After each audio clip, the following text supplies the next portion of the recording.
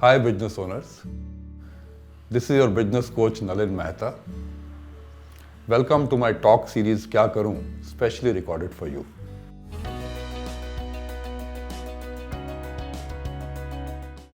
I often hear business owners tell me that they have some employees, from the time of their dad. They're very senior and, now you have to be their boss and you really have to give them feedback and you don't know how to handle this. Kya karu?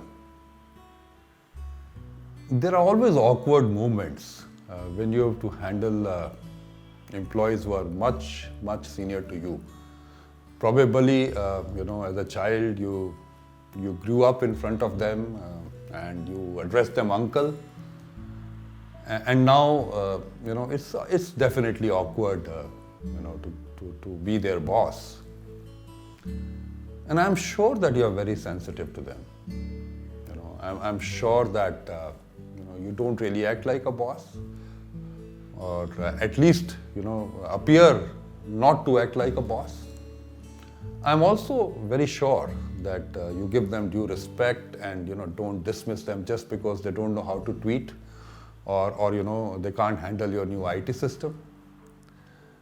I'm also very, very certain, it's the culture of our country and that you are very, very adjusting to their schedules and, you let them, depending on their health, etc., adjust to their workloads. So I'm very, very sure that you're doing all this and that's really nice. What I want to tell you here is a little more systematic approach to get benefit out of these experienced employees. This is something that we often don't focus enough on. First is to work on your own mindset. You don't sort of respect them because they've been working all this time, from your dad's time. But you must kind of recognize that but for their work, you wouldn't be enjoying the privileges that you're enjoying today. They played, in all probabilities, a very important role to bring your business to the stage that it is now. Now I understand that their current way of working or their interference in the work, sometimes may not be appropriate to the growth strategies that you want to follow for future. But you have to recognize that their experience does bring a lot of value to the business. Now this does not mean that you get intimidated by them. You must give them appropriate targets. You must give them appropriate KPIs, which are in line with their skill sets.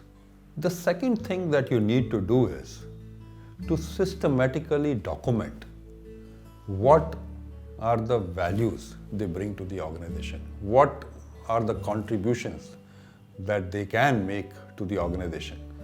And this you should not do when you're disturbed or having some kind of an argument with the senior employee, but actually do it as a proper HR practice.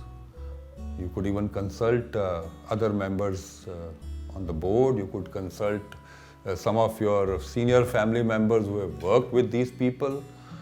You must take cognizance of, the relationship these senior employees enjoy with your customers or they enjoy with the regulatory authorities. So peacefully and in a very systematic and proper manner, please document how these senior employees can contribute to business. And don't take this lightly because, I've seen very often that, business owners kind of, act by instinct in this area and then all the time notice the interferences these senior people do but fail to recognize the contribution they are making. So please do this exercise of documenting the roles and responsibilities and the skill sets, diligently. Now, the next important step is really to appraise them or give them feedback when they are right or when they are not so right And that, of course, is a very sensitive issue. I'm sure you do that in privacy, you don't do that in public. But I would kind of, like to bring the concept here of criticism versus critique.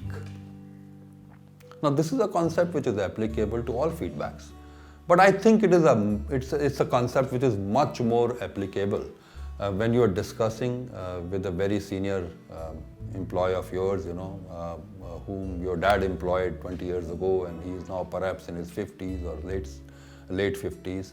So it's kind of critical. Now, so criticism is, of course, finding faults, and critique is, giving a very balanced judgment on what they do right and what they don't do so right and they can improve.